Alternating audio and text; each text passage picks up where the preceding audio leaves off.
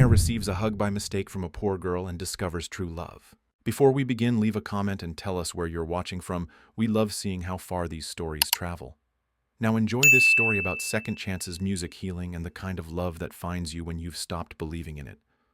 Rain fell over downtown Los Angeles like a forgotten melody, soft, steady, and aching, the kind that sank into bones and memories.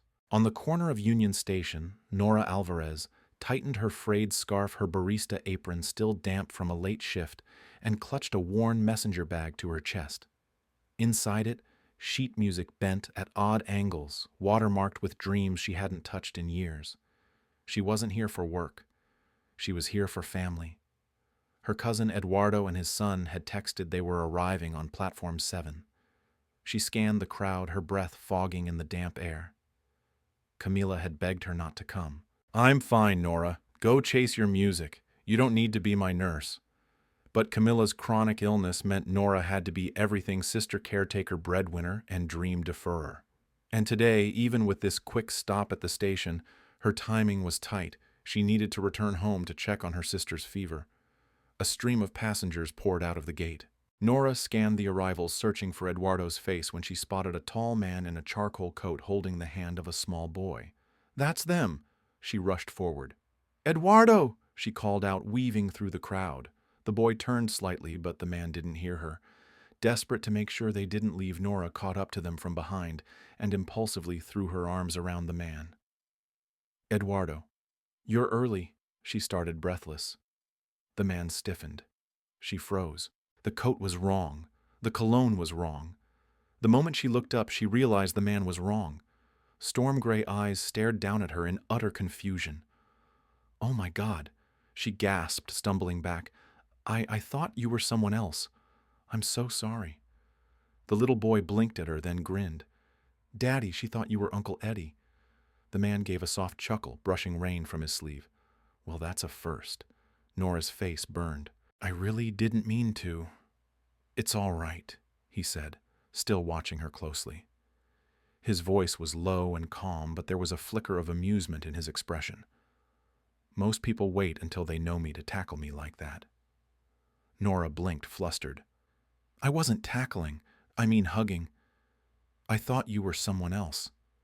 "I gathered," he said. "No harm done." The boy waved at her. "I'm Leo." Nora gave a shaky smile. "Hi, Leo. Again, I'm so sorry." "Are you okay?" the man asked, more serious now. "You look like you've had a long day." "I'm fine," she said too quickly, gripping the strap of her bag. "I should go." "Wait," he said, stepping forward. "You didn't even tell me your name." She paused. "Nora." He smiled like it meant something. "Nora, I'm Elias." Then it clicked. Elias Monroe, celebrity chef, restaurateur, Food Network star, the man whose empire stretched from Paris to New York. She'd seen his face on billboards, once on the side of a bus, and once when her co-worker at the cafe cried over his cookbook. She'd just accidentally hugged that Elias Monroe. Without another word, she turned and walked away, her heart hammering. She didn't look back, didn't hear what Elias said next to Leo. But his voice followed her, softer than the rain. "She thought I was someone else," he said. "But I don't think I'll forget her." That night, Nora sat quietly at the edge of their small living room, listening to the rhythmic breathing of her sleeping sister. The apartment above the nail salon was old, leaky, and barely large enough for two, but it was home. She sat at the battered upright piano they'd salvaged from a thrift shop 3 years ago. The tuning was off. A couple of keys stuck, but her fingers found the melody anyway. A slow, mournful progression, jazz in shadows, a memory wrapped in sound. She played to keep herself whole. Across the city, Elias stared at the ceiling of his penthouse suite. Leo snuggled beside him. The moment played again and again in his head. Not the hug, not even her apology. It was her eyes. He didn't know who she really was, but he knew he wanted to. The next morning, Nora stepped out of the bodega with a half-gallon of orange juice and a bottle of cold medicine for Camilla when a scream pierced the air. She turned just in time to see a little girl bolt into the street chasing a rolling ball. A car skidded around the corner too fast. Nora didn't think. She dropped the bag and ran, shoving the girl out of the way a split second before the car screeched to a halt just feet from her. The crowd gasped. The driver yelled. The little girl sobbed into Nora's shoulder. "Are you okay?" a woman cried, rushing over, likely the girl's mother. "I'm fine." Nora gasped, heart pounding. Knees scraped palms raw but alive. "Thank you," the mother said near tears. "You saved her life." "It's okay," Nora whispered, brushing the girl's hair back. "She's safe now." It wasn't until later, after the chaos settled and her groceries were lost to the sidewalk, that she realized who had been watching across the street. Elias Monroe. Again. He didn't speak, didn't approach, just stood there soaking wet, motionless, watching her as if she were something he hadn't seen in years.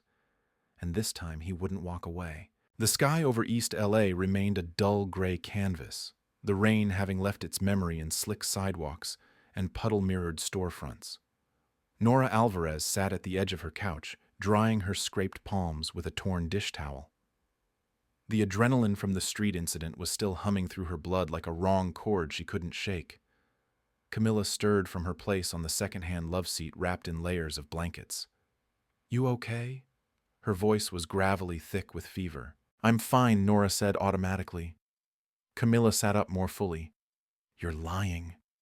Nora gave a tight smile. "You know me too well. That, and I saw your knees. You look like you wrestled a pavement demon." Nora tried to laugh, but it cracked halfway. "A kid ran into the street. I pulled her back. It's nothing." Camilla reached for her hand and held it. "It's never nothing with you." Nora didn't answer. She just looked away. There were groceries still lying in the gutter, her paycheck nearly spent on medicine, and a ghost of a man with storm-gray eyes watching her from across the street. She hadn't imagined that part. She couldn't have. Elias Monroe had been there again. But why?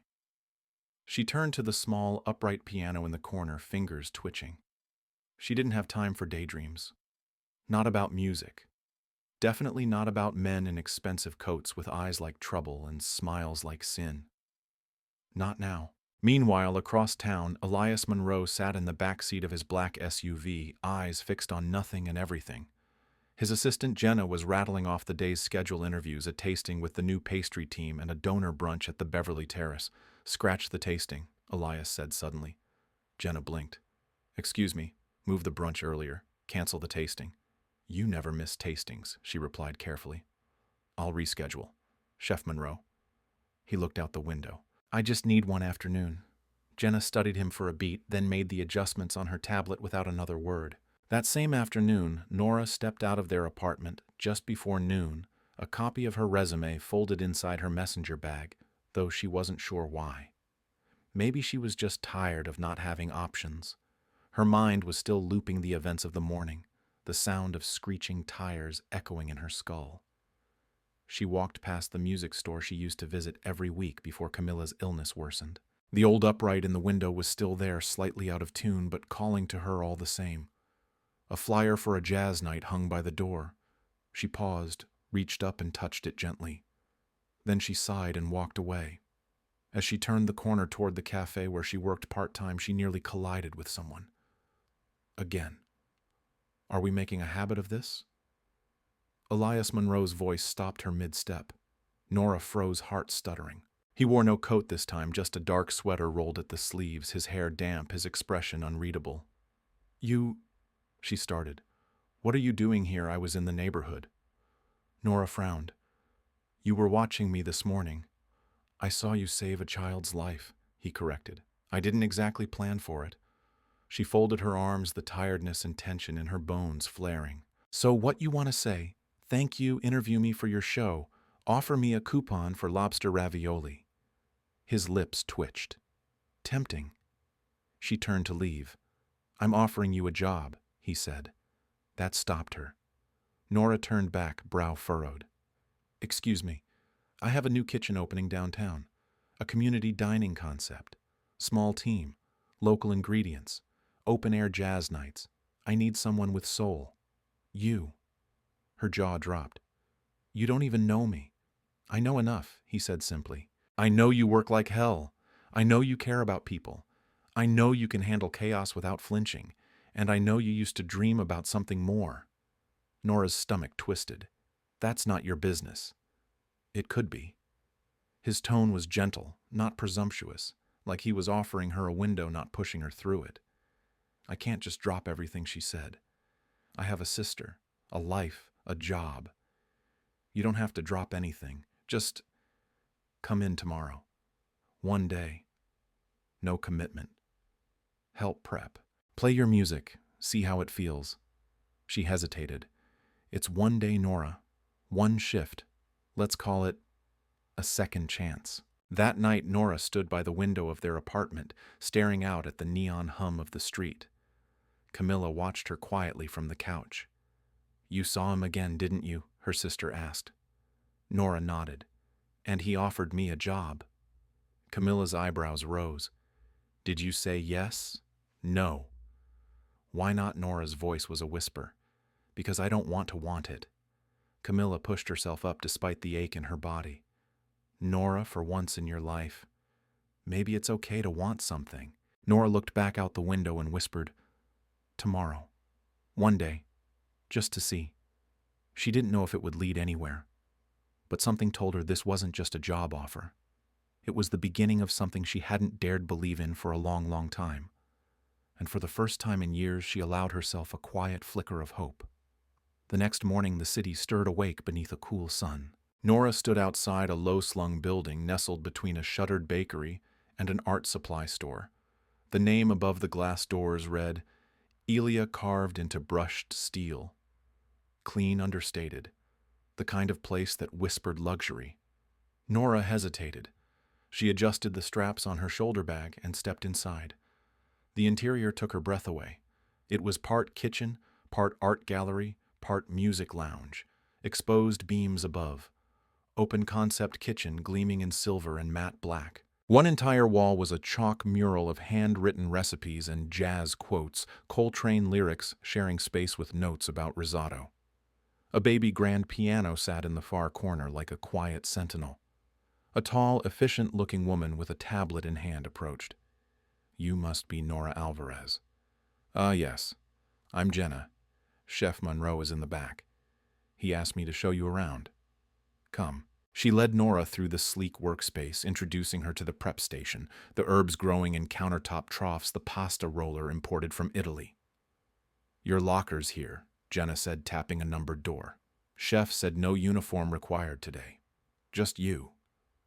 Nora pulled on her apron from home, the faded blue one with the frayed hem, and tied it tightly. It was like armor, soft, worn, and full of memories. A few minutes later, Elias appeared through a side door. Hair slightly tousled, sleeves rolled, holding a whisk, like a conductor's baton. "You came," he said, voice warm, but low. "I said one day. I'm here for one day." He smiled slightly. "Then let's make it unforgettable." And for the next 3 hours they did. Elias was everywhere, instructing a sous chef on a delicate reduction, adjusting the seasoning of a tomato bisque with a single flick of salt, taste testing dishes with the intensity of a man searching for lost memories. Nora was quiet at first, absorbing learning, but then she found her rhythm. Her hands danced from knife to stove to plating tray, moving with a precision she didn't know she still possessed. Her focus sharpened. Her nerves gave way to instinct. When someone dropped a bowl and glass shattered across the floor, she didn't flinch, just moved her station and kept going. "Piano girl can hustle," one of the chefs murmured with admiration. Later, as the kitchen wound down for a brief reset, Elias walked over to her station. "You're a natural," he said, eyes scanning her cutting board. "Ever consider doing this full-time?" Nora shrugged, brushing a stray curl from her cheek. "Didn't know I had the option." "You do now." Then, he motioned toward the baby grand piano. "Play something." She blinked. "I thought I was here to cook." "You're here to be you." Nora hesitated. Her hands twitched. She hadn't touched real keys in months. But as she stepped toward the piano and sat down, the room seemed to still. She played a soft, improvisational tune, minor chords wrapped in bluesy dissonance, hopeful and broken all at once.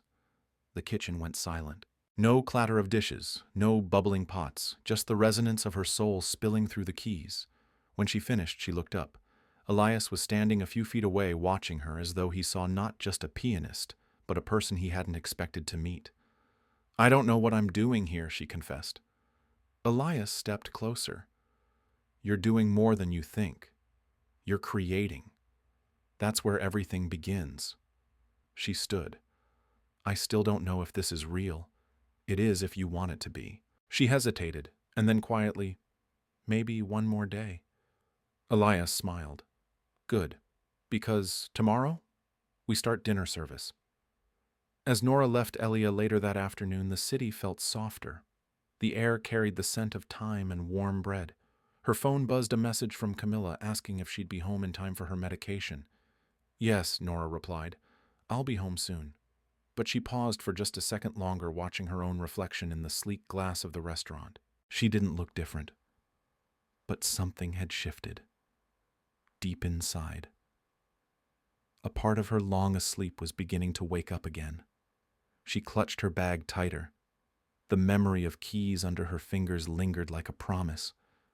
A breeze stirred, and a voice called out from down the block. Nora turned in time to see a small child, maybe 5 or 6, dart into the crosswalk just as a delivery truck rounded the corner. Without thinking, she dropped her bag and sprinted forward. "Hey, watch out!" She reached the child just in time, yanking him back with enough force that they both tumbled onto the sidewalk. The truck screeched to a halt inches away. Horns blared. People shouted. But Nora only saw the boy's wide eyes, his tiny chest heaving. "You okay?" she asked breathlessly. He nodded, then burst into tears. A woman ran up sobbing. "Oh my God, my son, thank you, thank you." Elias had come out of the restaurant, drawn by the noise. He rushed to her side. "Nora, what happened?" She looked up at him, her own hands shaking now, the adrenaline crashing down hard. He ran into the street. I didn't think I just..." The boy's mother helped him to his feet, still thanking Nora in a flood of words. Elias knelt beside her, placing a steadying hand on her arm. "You saved his life. I just reacted. That's what heroes do." For a moment she couldn't speak. Then she looked down at her scraped palms, at the scuffed fabric of her jeans. Elias's voice softened. "Come on, let's clean you up. You've earned dinner and then some."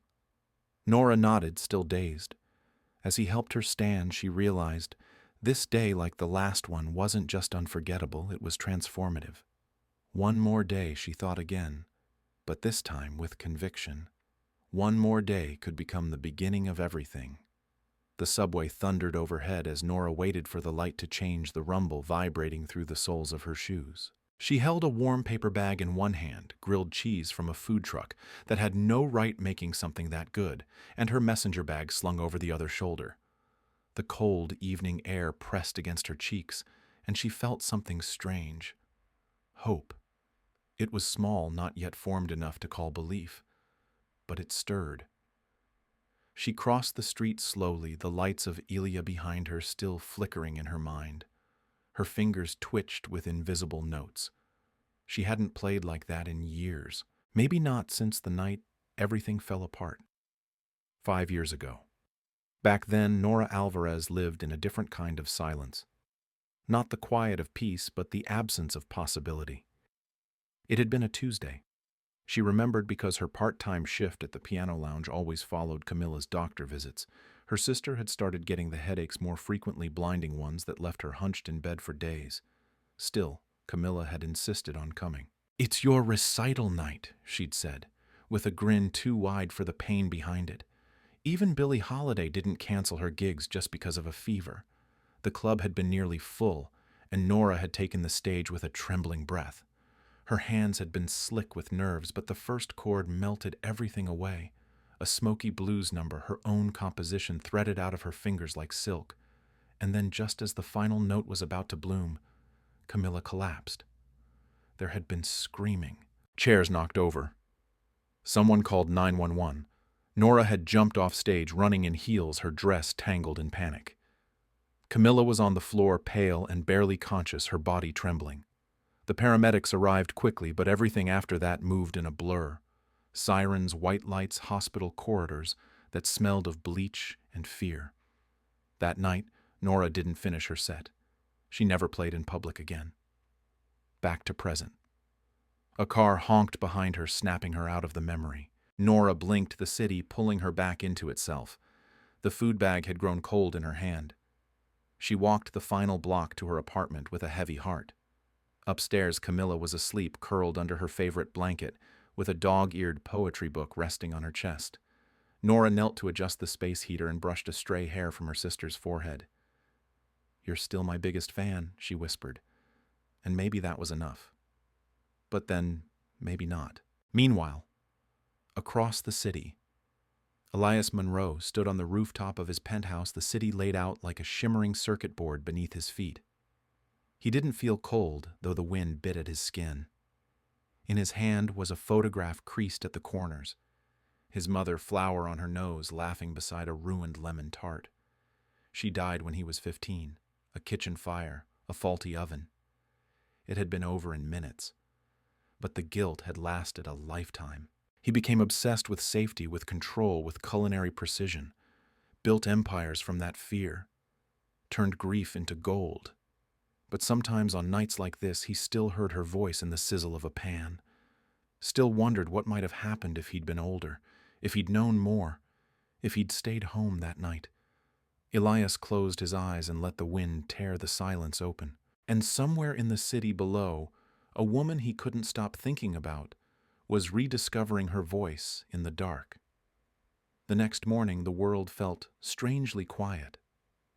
Nora stirred in her narrow bed, sunlight brushing the worn curtains, her body aching faintly from the fall the day before.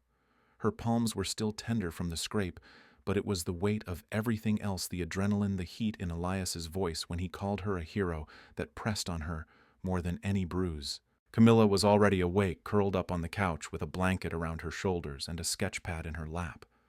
Her tremors were mild this morning, but her eyes were tired, dark circles settling in like permanent shadows. "You're up early," Nora murmured, pouring water into the kettle.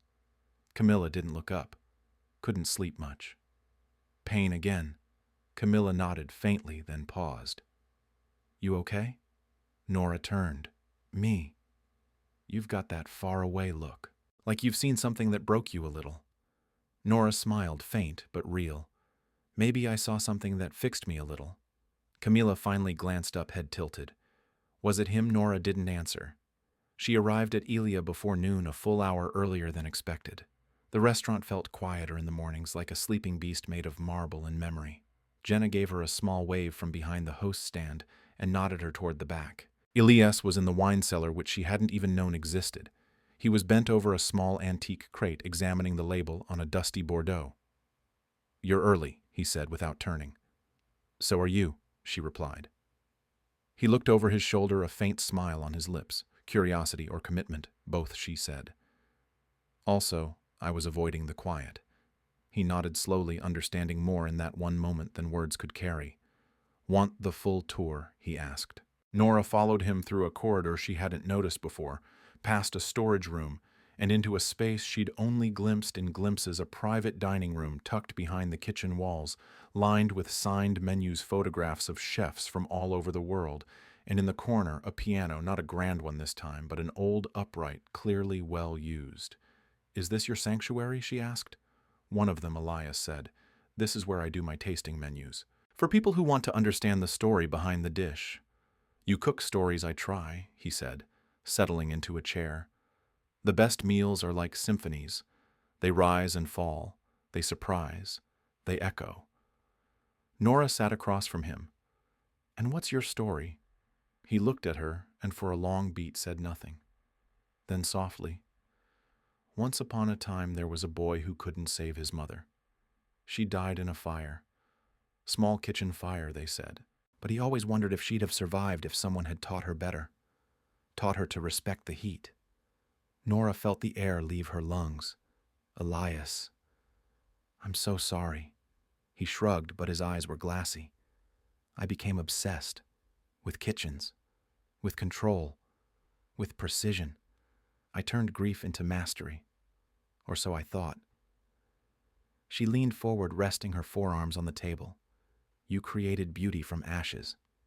He met her gaze. And now there's someone walking into this space, someone who plays the piano like she's whispering to ghosts, and I wonder if I ever really knew what beauty was. Nora stilled. Silence wrapped around them like a warm quilt. She didn't know what to say, and for once, that felt okay. Later during prep, the atmosphere in the kitchen buzzed with energy. It was Friday, and Elias' Friday service was famous. Elias had warned her. "It's like a concert," he said. "One misstep, and the whole orchestra crumbles." Nora had stayed to help despite her original plan to only do 1 or 2 days. She wasn't ready to leave yet. She wasn't even sure if she could. Tonight's menu was intricate sea bass cured in citrus, and smoke handmade agnolotti with wild mushroom foam, a molten chocolate cake infused with blood orange and rosemary. By the time the doors opened at 6 p.m., every station was humming. Elias moved through the kitchen like a conductor tweaking sauces, checking temperatures, encouraging precision, like a maestro fine-tuning an orchestra before curtain. Nora was on the garnish station tasked with adding the final touches, microgreens, edible flowers, a touch of truffle oil here, a sprinkle of sea salt there. Halfway through the rush, a plate nearly toppled in her hand. She caught it, barely, her heart thudding. Her hands were steady, but the old fear surged. What if she wasn't meant to be here? She felt a hand close gently over hers. "Elias, you're doing fine," he said. "Breathe." His fingers didn't linger, but the warmth of the touch stayed with her for the rest of the night. After the last dessert was served and the applause from the private room faded, Nora sank onto a stool near the dish station, exhausted but glowing. Elias handed her a glass of cold ginger tea. Not bad for someone who claimed she didn't belong here. She smiled. "I still don't know if I do." He leaned in slightly. "Belonging isn't about permission. It's about showing up. You've shown up. Every day." Nora felt tears prick at the corners of her eyes, uninvited but real. She turned toward the sound of soft jazz playing in the background live from the old upright piano in the tasting room. A young line cook was experimenting fingers, fumbling through a monk tune. "I used to want to play like that," she said quietly.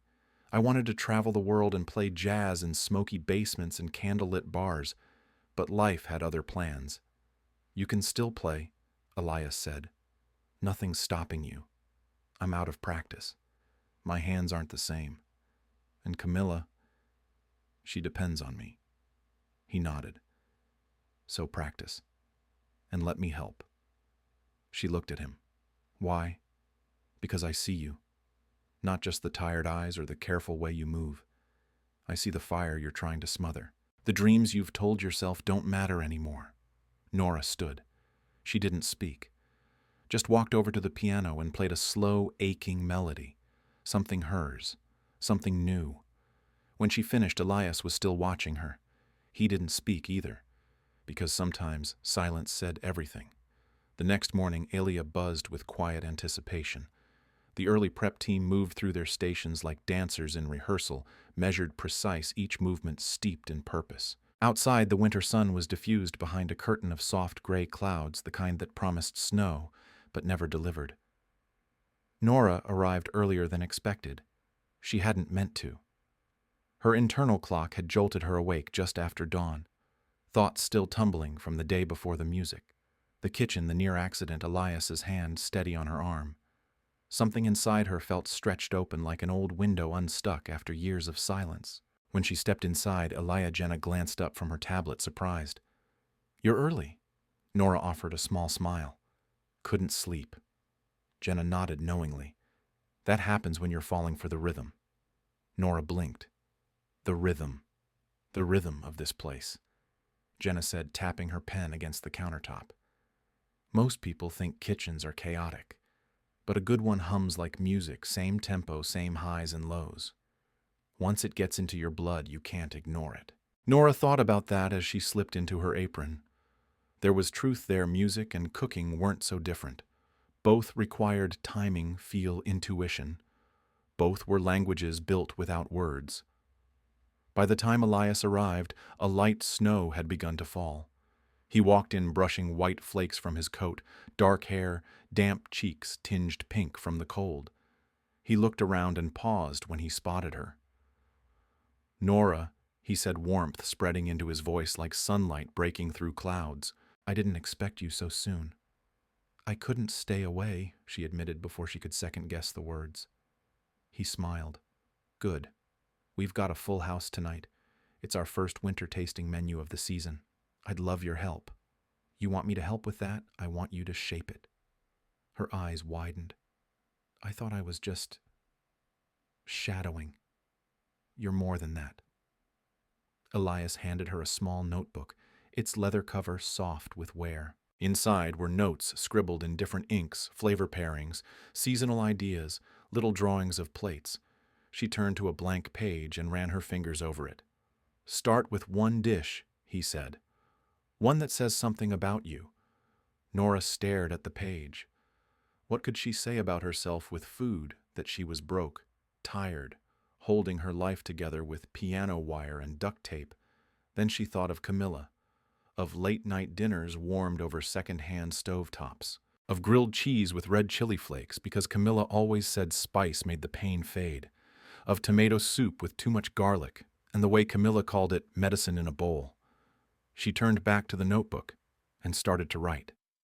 An hour later, she stood beside Elias at the test counter, presenting her dish like a student braving a piano recital. She had made a variation of that soup-roasted tomato and garlic blended until velvet smooth, topped with a drizzle of smoked olive oil and a single basil leaf seared just enough to release its perfume. A side of grilled cheese Gruyere and fontina layered on cracked sourdough cut into delicate triangles. Elias tasted it in silence. Then he looked at her. This is comfort, he said softly. This is memory.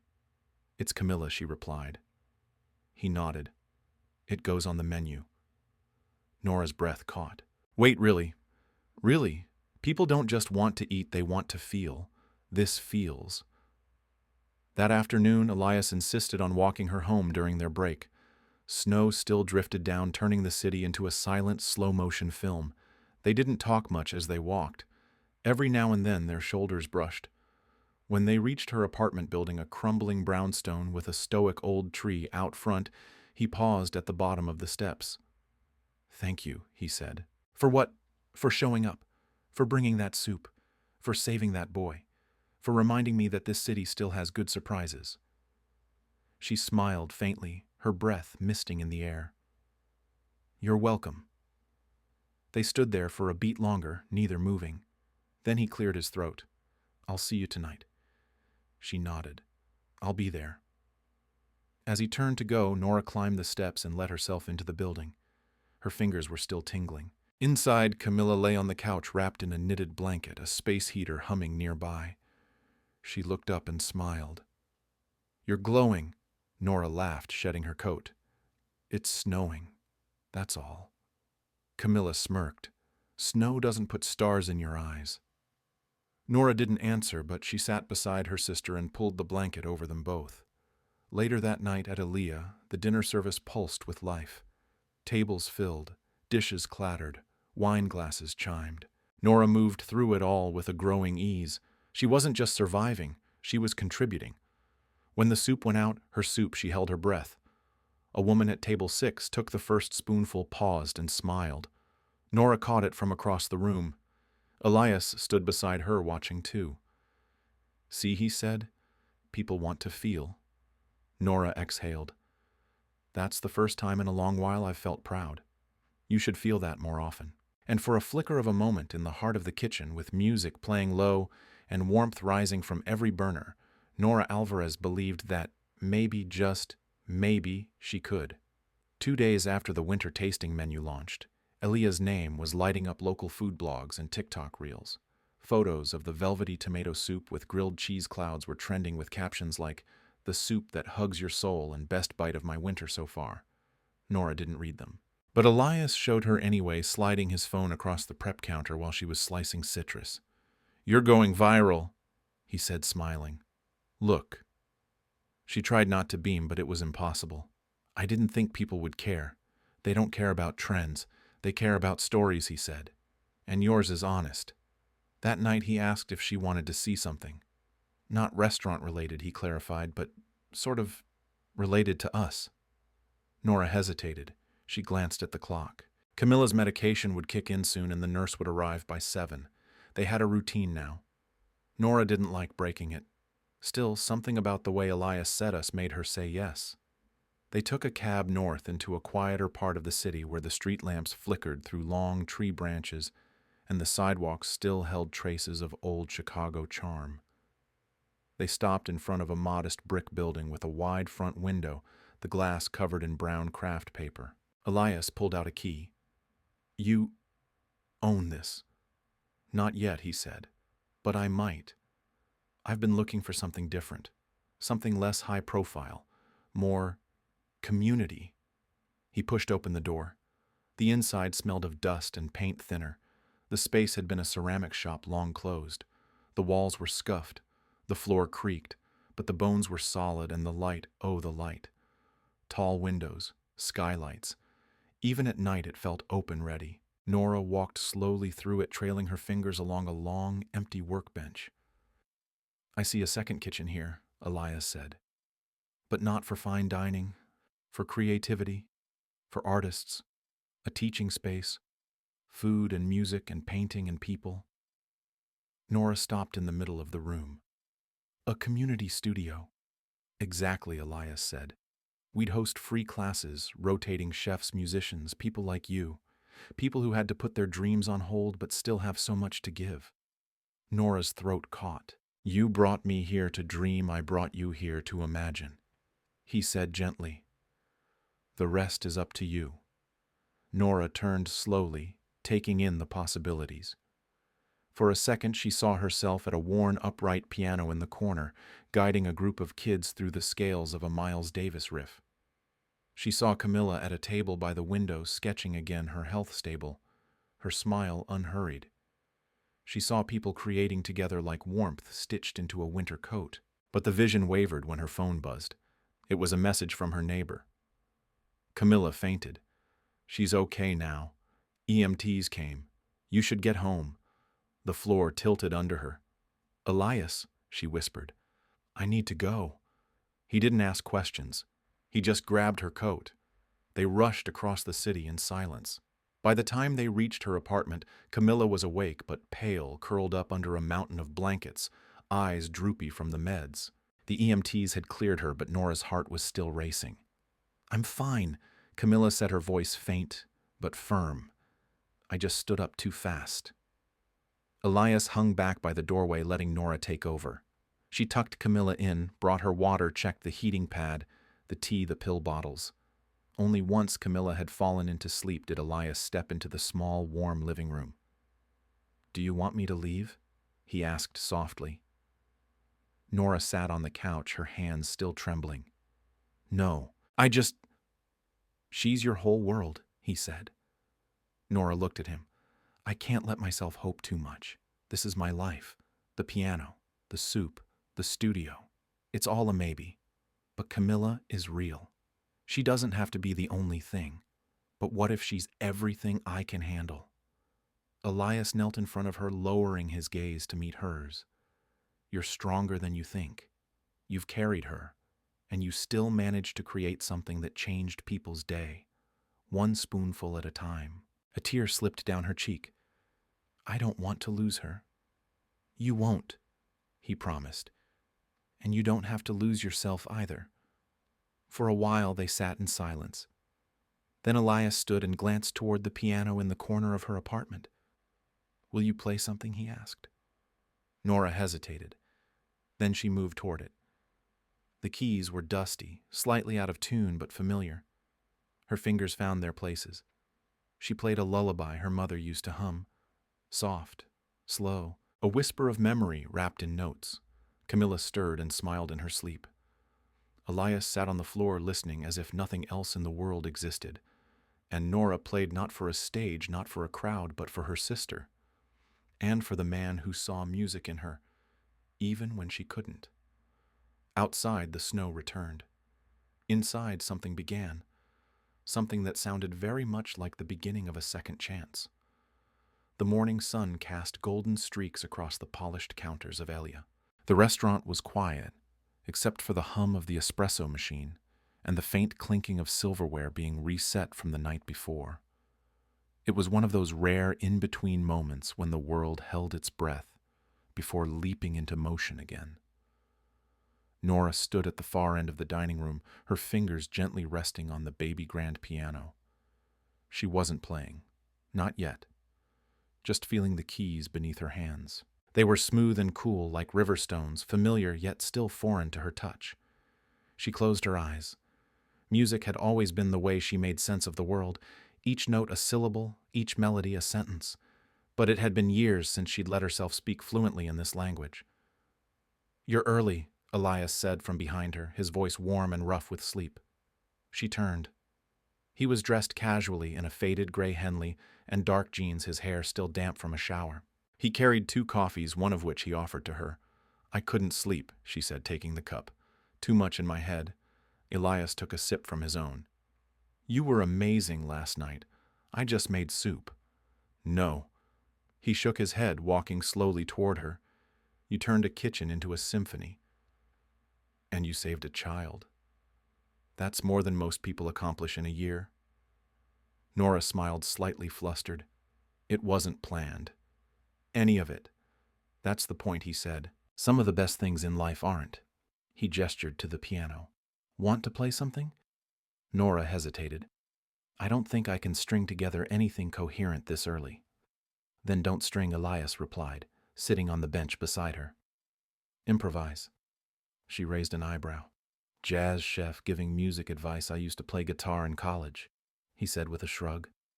"I wasn't great, but I remember what it felt like to find freedom in the unexpected." He looked at her more closely. "You still do that thing with your fingers? What thing when you're nervous? You move them like you're practicing scales." She glanced at her hands, which had indeed been dancing across invisible keys. "I didn't even notice." "You always notice what matters most," he said quietly. A silence stretched between them, not awkward, not uncomfortable, just full. Then Nora touched the keys, one note, then another, a minor fifth. She let the sound linger. Elias said nothing, letting the music rise gently like steam from morning tea. It was a slow, moody tune, something between lullaby and lament. As her fingers moved more freely, the notes grew stronger, more confident. Then suddenly she stopped. "I used to imagine playing at the Blue Note," she said, almost ashamed. "Camilla would be there in the front row, cheering louder than anyone." Elias smiled. "She still might." Nora laughed softly. "Maybe. Right now I'm just trying to pay rent and keep her meds stocked." There it was again, the weight she carried. Elias leaned back slightly, looking at her. "I've been thinking, uh-oh." He chuckled. "You should perform here, 1 night a week. Late set. Just you and the piano. I'll take care of the rest." She blinked. "That's crazy." "It's not. It is." He grinned. "Then it's the good kind of crazy." Nora stared at the keys, then at him. "Why are you doing this?" He didn't answer right away. Then he said, "Because someone once gave me a second chance when I didn't deserve it. Because I know what it feels like to want something so badly it hurts." Their eyes met again. Nora nodded slowly. 1 night a week. Deal. Just then Jenna entered with a tablet. "Chef, sorry to interrupt, but the reservation list for tonight doubled. Someone posted about last night's risotto. Apparently it tasted like falling in love." Nora laughed. "That's the most dramatic review I've ever heard." "I'll take it," Elias said with a smirk. Jenna turned to Nora. "Also, we had a call this morning from a producer at Chicago Today. They want to interview you." Nora's face paled. "What?" "Why, apparently someone filmed the moment you saved that child," Jenna said, showing her the video on her tablet. "It's already got over 500,000 views." The footage was shaky but clear. Nora darting into the street, pulling the boy to safety, cradling him while cars screeched in the background. "They're calling you a hero," Jenna added. I didn't want this." "You didn't ask for it," Elias corrected gently. "But that doesn't mean it isn't true." Nora stared at the screen for a long time. Then she handed it back. "No press, no interviews. I'm not ready for that." Elias nodded. Understood. Jenna left. Elias leaned toward Nora again. The world sees something in you. I just hope you'll start seeing it too. That night, Ilia was packed, every table filled. The kitchen buzzed with energy. Nora was back at her station sleeves rolled apron-tight hair up in a bun. Focused, precise. But something had changed. She moved with a confidence she hadn't known she still possessed. And when Elias brushed past her on the way to plate the lamb, their shoulders touched and lingered. At the end of the night, when the last guest had gone and the lights dimmed low, Elias walked with her to the piano. You promised me one song, he said. Nora sighed, slid onto the bench, played something low and tender, something that sounded like beginnings and something unfinished. He sat beside her again, listening. And when she finished, he whispered, "That's what hope sounds like." The kitchen was winding down from another packed dinner service. Laughter spilled from the dining room where a couple of jazz musicians were packing up their instruments. Someone popped open a bottle of sparkling cider. Camilla's garlic rolls had sold out.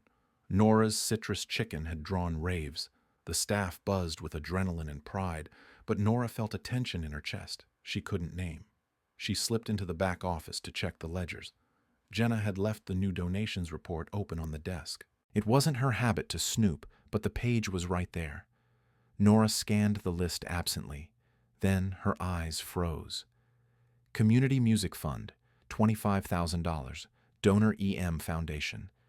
Her heart slammed against her ribs. No. She clicked into the details. The donation had come just days after she mentioned her dream of starting free music classes for neighborhood kids. The exact amount needed to rent the space, buy a secondhand piano, and cover supplies for 6 months. EM Foundation. Elias Monroe. The name sat on the screen like a stone. She didn't remember walking out of the office. She didn't remember moving through the kitchen. But the next thing she knew, she was standing in front of Elias in the prep corridor, her voice low and shaking. You made a donation under a fake name. He looked up from the plating checklist, startled. What? The music program. 25 grand. The EM Foundation. Elias's expression shifted, guilt, then defensiveness. Then something like dread. Nora, you what thought? I wouldn't find out. That I'd just assume a miracle dropped out of the sky. It wasn't like that. Then tell me what it was like. He took a step forward. I wanted to help. You said you were looking for ways to bring music back to the community. I have the resources. It wasn't about recognition. That's the problem, she snapped. It wasn't about me at all. It was about you feeling better. Elias blinked. That's not fair. No. Then why didn't you talk to me first? Why didn't you let me decide if I wanted your help? Because I knew you'd say no. Exactly. Her voice cracked. Because it's mine, Elias. My dream. My struggle. And you took that from me.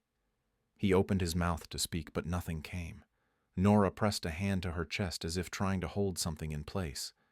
You made it look like I earned that grant, like I was finally being seen. But it wasn't real. It was you, pulling strings from behind the curtain like some kind of culinary wizard. His voice was softer now. I never meant to hurt you, but you did. They stood in silence, the clatter of dishes in the background suddenly sounding distant, like noise from another life. I thought you saw me, Nora whispered, but I guess you just saw something you could fix. She turned to leave. Elias reached out, then stopped himself. I didn't want to make you feel small. You didn't make me feel small, Elias. You made me feel invisible. And then she walked away. The flyer had been sitting on her fridge for weeks. Open piano night, Casa Azul Lounge, Tuesday 8 p.m. All styles welcome. She'd meant to throw it away more than once. But something about the faded ink, the soft glow of the string lights drawn across the paper kept her from doing it. Now Nora stood just inside the narrow, amber-lit jazz bar in Boyle Heights, heart pounding like it wanted to run ahead of her. The air smelled like cinnamon wood polish and a touch of old whiskey. The upright piano at the far end was battered but dignified, its keys worn smooth by decades of ghosts. She almost turned around. Then she thought of Camila, who had whispered, You need to do this for you just an hour earlier." Her sister had been sitting up in bed sketching Nora's hands on a napkin while tea cooled beside her. "Even if he let you down," Camilla had added, "you didn't lose your gift." Nora inhaled deeply, now the hum of conversation washing around her. A woman in a glittery scarf was singing Lush Life to polite applause. A young man with dreadlocks and a cello followed, plucking through an experimental solo. The host finally called her name. Next up, Nora Alvarez. She didn't move at first. Then, slowly, legs trembling, she crossed the floor and sat at the bench. Someone coughed. A spoon clinked in a coffee mug. She rested her fingers on the keys. They felt colder than she remembered, less forgiving, but they were hers. Nora closed her eyes and started to play. At first it was halting chords like broken speech, but then a melody found her rising from the fog of muscle memory and grief. A blend of blues and lullaby, the rhythm shifting like conversation, the harmony stretching just enough to ache. The room hushed.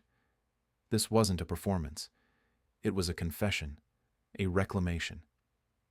Each note was something she hadn't said, every modulation a boundary pushed, every pause a breath she hadn't let herself take in years. When she finished, the silence lingered, then applause, soft, then swelling, honest. No standing ovation, no shouts, just the kind of clapping that comes from people who felt it. Nora bowed her head, and only then did she notice the tall man in the back corner. Elias. He didn't clap. He didn't move. He just stood still, coat unbuttoned, hair, slightly damp eyes full of something that could have been regret or awe. Their eyes met. He gave her the smallest nod. Then he turned and left. The city skyline blurred into grays and silvers as clouds gathered over downtown Los Angeles. At Pershing Square, rows of tents and food stalls had sprung up for the annual Harvest for Hope showcase, a community event designed to celebrate neighborhood chefs and raise funds for local food banks. Elias Monroe had been invited to judge. He'd almost said no, but when he saw Nora's name listed as one of the volunteers, not a featured chef, not a performer, just Nora Alvarez volunteer, he couldn't stay away. He arrived late on purpose. He wasn't sure if she'd want to see him. The square buzzed with activity, sizzle of pans, soft jazz floating from speakers, children darting between booths with sauce on their cheeks. And there, beneath a bright orange awning, was Nora, hair braided and tucked into a headscarf, apron smeared with tomato, a clipboard in hand.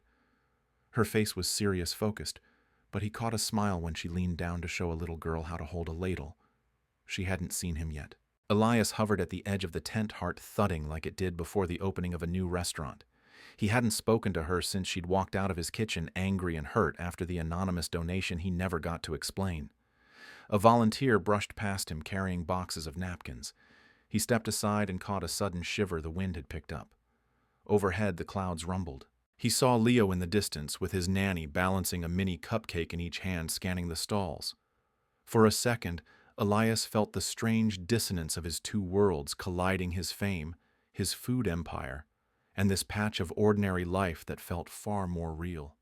And then, chaos. A child screamed. A gust of wind ripped one of the tents loose. Someone shouted, "The pole's falling." Elias whipped around in time to see a metal support tipping forward, aimed right toward a child trying to retrieve a dropped spoon from the pavement. Nora moved like lightning. She sprinted forward, wrapped her arms around the child, and yanked him to safety as the pole came crashing down inches from where they'd stood. The tent shuddered. Rain began to fall in heavy, sudden sheets. People scattered. Vendors rushed to cover equipment. Children cried. Volunteers yelled directions into the chaos. Nora stood soaking wet in the middle of it all, arms protectively around the little boy who clung to her like a lifeline. Elias didn't think. He ran to her. "Nora!" he shouted, skidding to a stop in front of her. "Are you hurt?" She looked up, blinking rain from her lashes. Elias.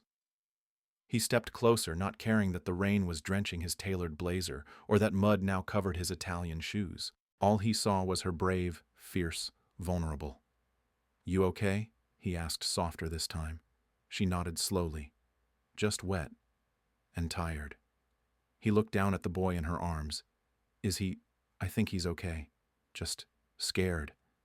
The boy's mother appeared seconds later, sobbing with relief, sweeping him into her arms and thanking Nora over and over again. Nora stood there breathing hard, her hands shaking. Elias reached out. "Come on, let's get you somewhere dry." They ducked under the awning of a nearby booth that hadn't blown over. The tent flaps rippled in the wind, but it held. For now. Nora wrapped her arms around herself, shivering. Without thinking, Elias shrugged off his blazer and placed it over her shoulders. She looked up, startled. "You're going to catch pneumonia. I'll survive."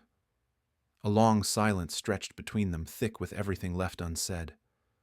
"I didn't know you'd be here," she murmured finally. "I wasn't sure you'd want me here." She looked away. "I didn't expect to see you. I didn't expect to miss you." Her eyes snapped back to his. Elias took a breath. "I shouldn't have donated in your name without telling you. I thought I was helping. But I realize now I was trying to feel better about myself. You were right to walk away." The rain fell harder. "I never hated you," she whispered. "I know.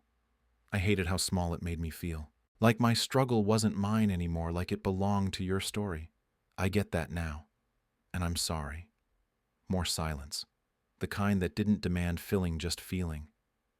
"I've been trying to recreate that citrus coriander vinaigrette you made," Elias said suddenly.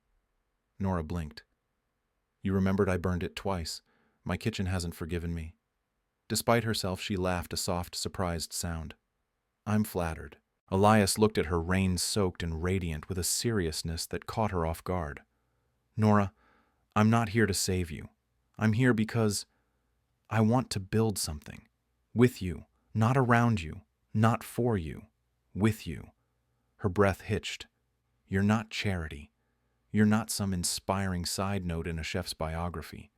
You're the first person in a long time who made me feel like a man instead of a brand. And I don't want to go back to life before I met you." Thunder rolled above them. Nora looked down, then up again. Her eyes softened.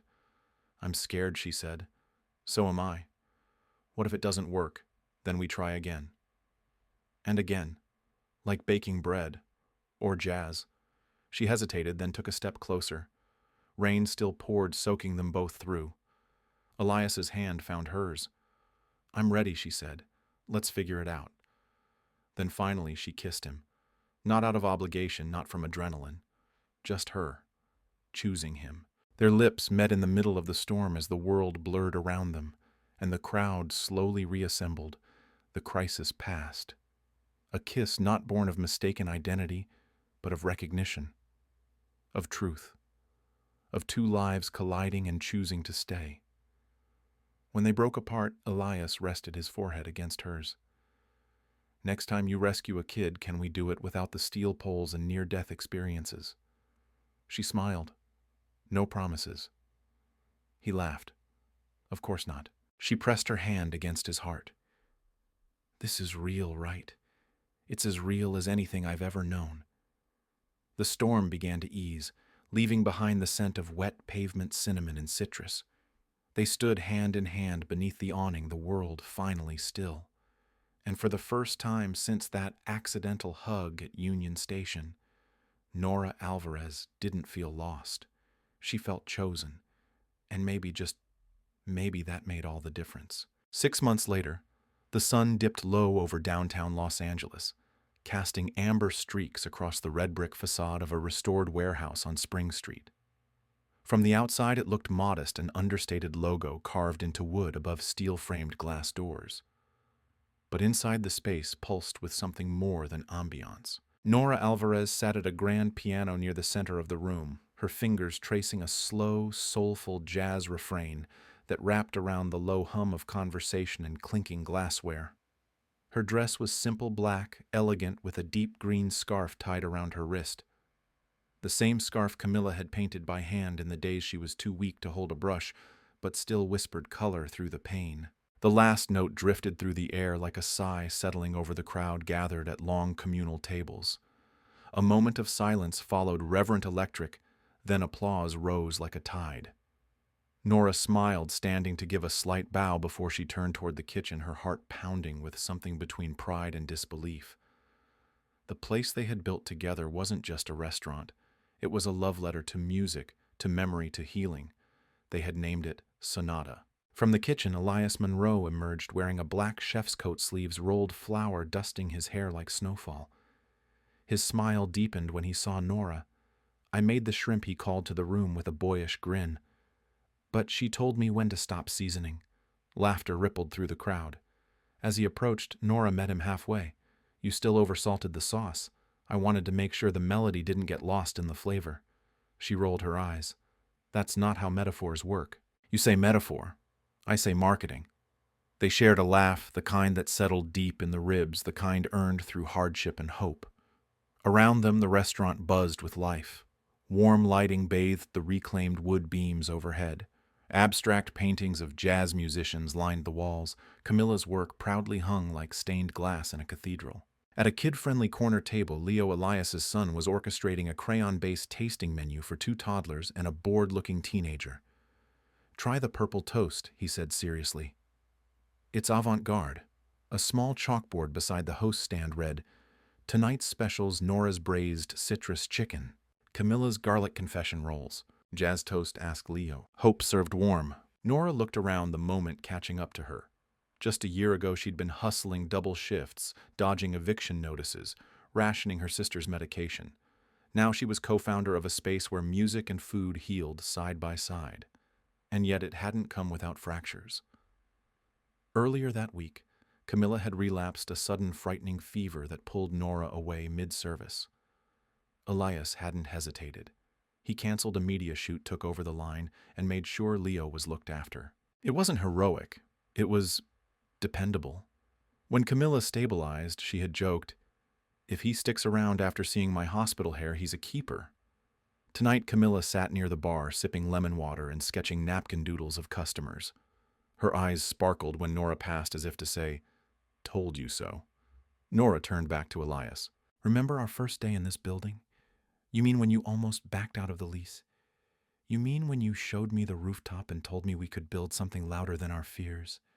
He nodded. Nora exhaled. I still wake up some days, wondering if I belong here. Elias cupped her face, gently thumb brushing her cheek. You're not just part of this place, Nora. You're the rhythm it runs on. Just then, Leo came skidding over, brandishing a napkin. Mom! He stopped, looked up at both of them, and grinned. I mean, Nora, can we do cinnamon jazz toast tomorrow? Elias raised an eyebrow. Is that a thing? It is now, Leo declared. Nora tousled his hair. Only if you draw it on the menu board yourself. I'll make it sparkle, he said, darting off. They watched him go, then turned as the restaurant lights dimmed slightly. It was time for the evening's second act, a short performance by 3 local music students whose scholarships had been funded by Sonata's opening gala. The trio took the stage, a bassist, a drummer, and a 12-year-old girl who sat at the second piano, eyes wide but fingers ready. She reminds me of you, Elias whispered. She's better than I was at that age, Nora said with a soft smile. And she doesn't have to choose between music and survival. That's because of you. No, Nora said, taking his hand, because of us. The trio began to play a melody Nora once wrote on the back of an envelope during a night shift at the cafe, now arranged for trio and reimagined with new life. As the music filled the space, Elias reached into his pocket and pulled out a small velvet box. Nora stared. Wait, are you doing this now? It felt like the right moment, he said. Unless you'd prefer something grander. She blinked. Elias, this is... He knelt. The music swelled. Camilla gasped audibly from the bar. I know this isn't perfect. I know we've both been broken and bent and rebuilt in strange ways. But this place, this life we've started, it's the most honest thing I've ever known. Will you marry me, Nora Alvarez, and keep telling our story in food and music and midnight coffee and cinnamon jazz toast? She laughed, eyes brimming. Yes, but only if you stop burning the garlic. He stood. They kissed, and the restaurant erupted in cheers. Customers, staff, musicians, Camilla waving her napkin like a flag. That night, under a mural that read, Let the notes lead the way, they danced in the kitchen to the sound of leftover laughter and a song they never wanted to end. Sonata wasn't just a restaurant. It was a beginning, born from a hug that wasn't meant for him, a dish not meant to impress a piano long silent until someone dared to play. And in the rhythm of that place, two lives found a harmony they never expected. Sometimes love doesn't begin with fireworks, it begins with a mistaken hug, a bowl of soup, and a melody played in the dark. This was their story, a second chance made from broken notes and brave hearts. Let us know where you're watching from. We love seeing how far these stories reach. If you enjoy emotional millionaire stories about unexpected love, redemption, and hope reborn, make sure to subscribe so you don't miss what's coming next. Tap the screen to watch more stories like this one, each one crafted to touch your heart and remind you that second chances are always possible. Thanks for being here. We'll see you in the next story.